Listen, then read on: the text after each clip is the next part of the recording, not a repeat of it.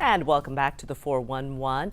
On Monday, all adults in Texas will be eligible to get the COVID-19 vaccine. We know a lot of you still have questions about the shots.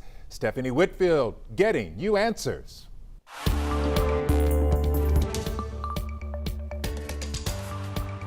In a few days, any adult who wants a COVID-19 vaccine will be eligible to get one in Texas. We asked for your vaccine questions on social media. Now we're getting you answers. These two questions go together.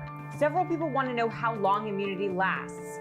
Also, why do doctors still recommend wearing masks and social distancing after you're fully vaccinated? Right now, health officials don't know how long vaccines protect you or how well they work against variants. The CDC says until we know more about those questions, everyone, even people who've had their vaccines, should continue taking basic prevention steps when recommended. The latest recommendations are to wear masks and social distance in public, but people who are vaccinated can safely hang out together in private settings without masks. We also got a question about how to report side effects after getting the vaccine. We'll have that answer coming up at 5. Stephanie Whitfield, KHOU 11 News.